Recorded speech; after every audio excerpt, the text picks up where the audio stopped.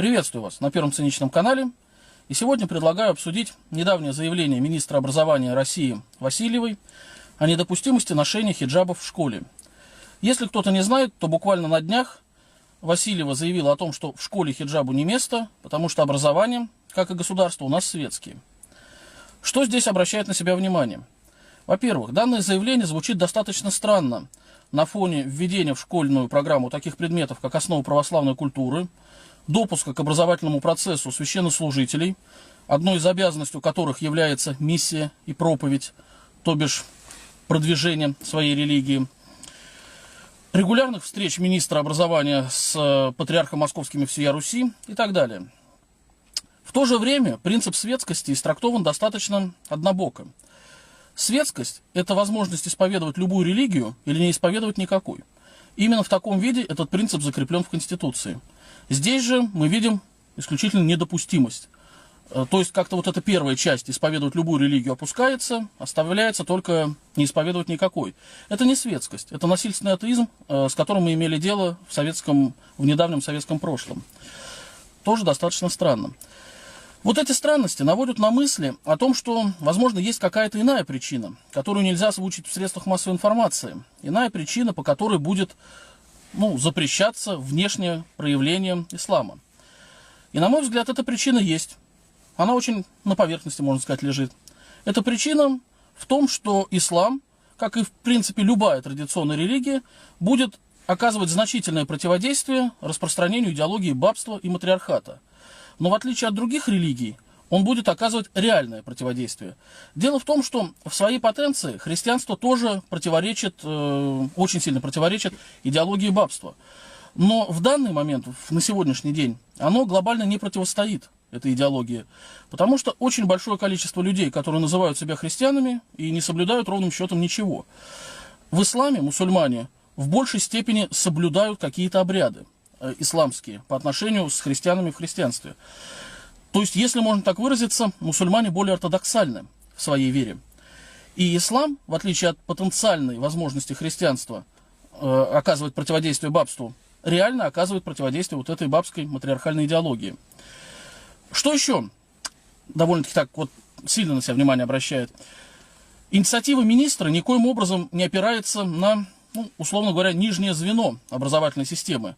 То есть министр просто считает, что вот так и никак иначе, и никоим образом не опирается на мнение как раз образовательных учреждений. Поэтому поделюсь своим опытом, как преподавателя.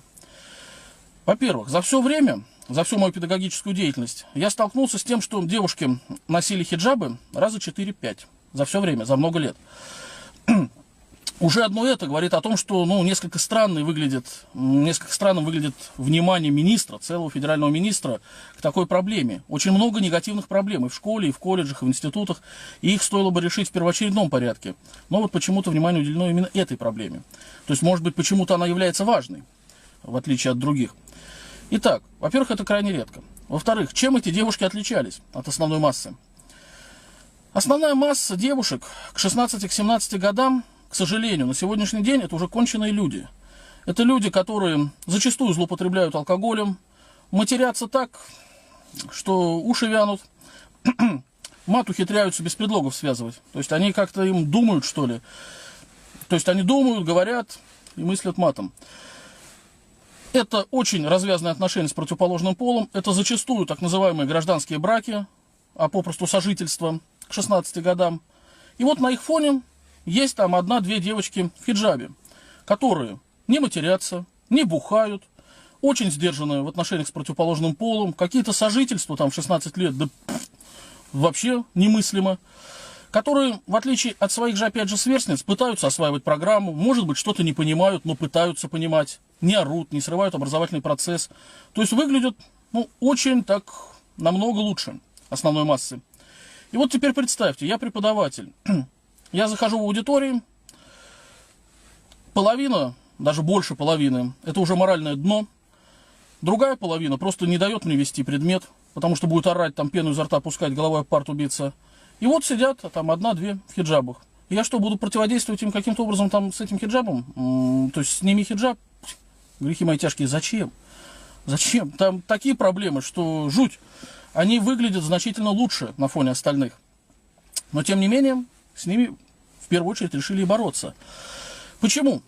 Каким образом это будет вообще, ислам будет противодействовать бабству, и каким образом эти девушки будут противодействовать бабству? Ислам понятно. Там есть родители, там есть семья, там есть традиция. С этой девушкой все понятно. Другой вариант, что если даже она снимет хиджаб, она что, от этого ислам перестанет исповедовать? Нет. Она перестанет, скажем так, внешне это как-то проявлять. Вот именно это и нужно. Потому что своим видом и соотнесением этого вида с исламом она, по сути, проповедует наличие другой жизни. Неважно, исламской, не исламской, другой. Другой жизни, которая заключается в том, что счастье возможно не только прыгая там с мужика на мужика, не только выискивая какие-то ресурсы, не только пытаясь урвать в этой жизни. Ее жизнь, девушки в хиджабе, она примерно такая же, как и другой девушки. Есть счастье, есть несчастье. Примерно одинаково. Но только она ради своей жизни на моральное дно не опускается, а та постоянно что-то пытается урвать, там, одного лохануть, другого развести, а больше счастья-то не получает. И вот эти вот девушки как раз спокойные, в длинных юбках, они как бельмо на глазу у бабской системы. По сути, они доказывают наличие другой жизни и могут заставить задуматься кого-то.